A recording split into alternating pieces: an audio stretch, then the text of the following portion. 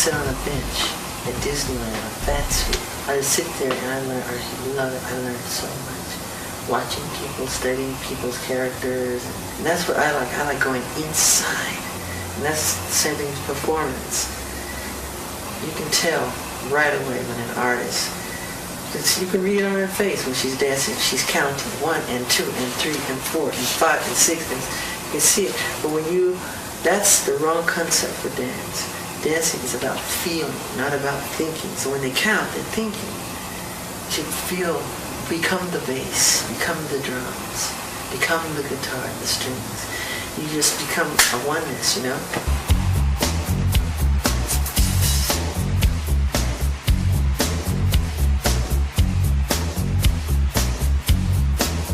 That's very important. But that's real. But that's Michael Jackson talking as a performer. I love performing. But that's not... I wish I could sleep on stage. But that's not Michael Jackson the person.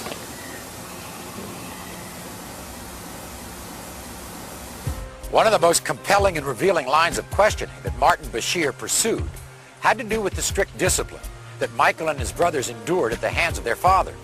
Unfortunately, this is footage that Mr. Bashir and his producers have not allowed us to show you. But we can tell you that it was a very emotional description of beatings with belts and the cords from irons. You remember when you said to me that you just wanted to run away from your father? I hid. I used to hide. Well, one of the things I can see this man tried to do, he tried to pin something on me where I was real brutal. And raising these guys, Jermaine and all the rest of them, they all got whippings. But they didn't get no beatings, you know. They got whippings. And we were disciplined in the way that which he knew. And during that time, all children and parents at the time, they whipped their kids. We had to be in before the lights were on at night, and we had to ask for things. And I thought it was great because it allowed us to become what we became. We never got on drugs. We never got in trouble. And I see the difference from my upbringing as when I came to California and friends that I went to school with, how they would curse their parents out and slam the door and disrespect them. Joseph didn't beat him or anything like that. We just disciplined him out of love. And the Bible says if you love a child, you will discipline them. The discussion of the strict discipline and verbal abuse by Michael's father went on for almost 8 minutes in Mr. Bashir's finished special. But what he did not include was a short but very revealing comment from Michael about his father. He just, I don't think how much he hurt me when he was little, but he's a genius. The man is a genius. At the same time, he is a genius. He really is. But Michael, he injured you when you were a child. Yeah, but look what came out of it. Well, maybe I wouldn't have the affection for the kids that I have today, wanting to help them.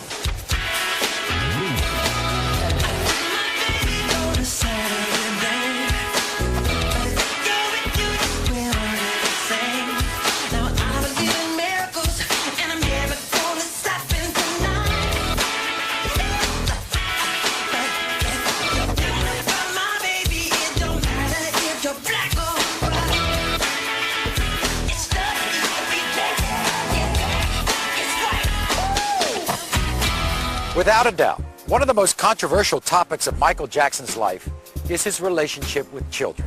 The scandals and rumors surrounding allegations made against Jackson are the subject of seemingly endless speculation. As we told you before, Michael Jackson has no editorial control over the content of this program. What you see and hear is intended to be an unbiased presentation that allows you to draw your own conclusions. Some years ago, you yourself were about to embark on a tour, and allegations were made about you and children. What about 1993? What happened? What was Michael Jackson doing? Because they don't know me. They don't know me. All that was false. Complete innocent guy. I would never do that. I would slit my wrist before I would hurt a child. He would never hurt a child. Never. It's not in him. No way. He would never do anything inappropriate with a child. It's the furthest thing from his mind. When those allegations came, in '93, I think it was devastated. I mean, talk about going for the jugular. At every opportunity, the media has dissected and manipulated these allegations to reach their own conclusions. I ask all of you to wait and hear the truth before you label or condemn me. I watched Michael after they accused him of that child molestation. But at first he was a little lonely and all, but he never stopped because he knew it wasn't the truth, and he never stopped loving children. No, that's what I admire about him. He keeps going. He's not going to give up. And he's going to still give to all of us. I just know it. And Bashirs will come and go. You know? Michael will live forever.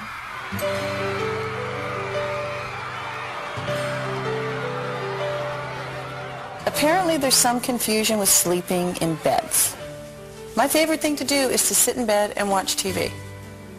If you're coming over, take your shoes off, get on the bed, or watch the TV.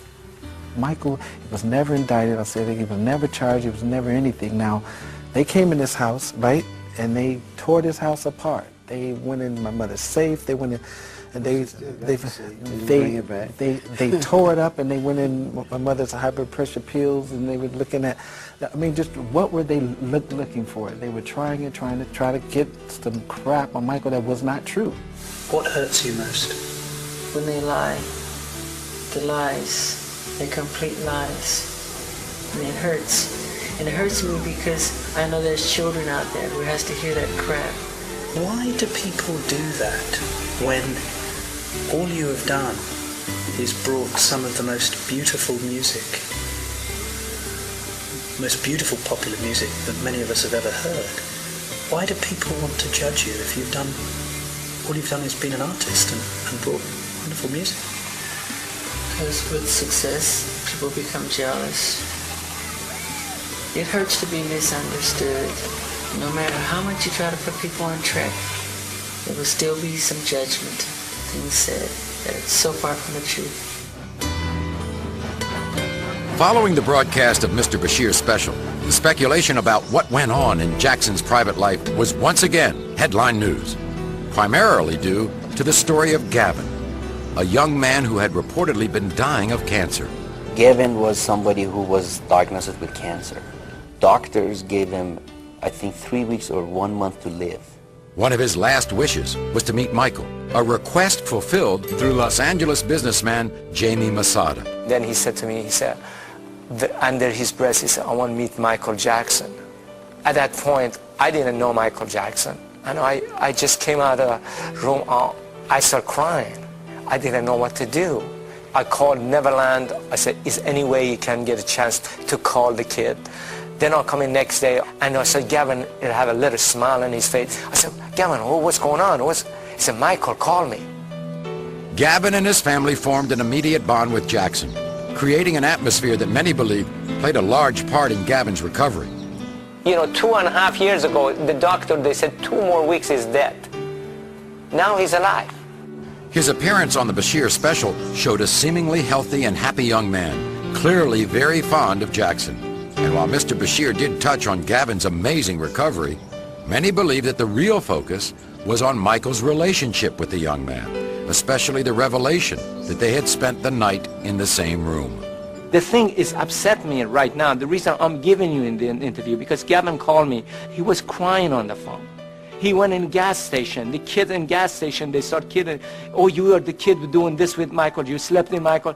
It's horrible to do to a kid. This kid been through life. He's been through horrible life so far. Since Mr. Bashir's documentary aired, Gavin and his mother have gone into seclusion after being bombarded by requests for interviews from tabloids around the world.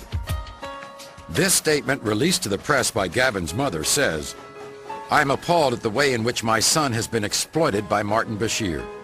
The relationship that Michael has with my 3 children is a beautiful, loving, father, sons, and daughter one. To my children and me, Michael is a part of our family. In addition, she is considering action against Mr. Bashir for including Gavin in his special without parental consent.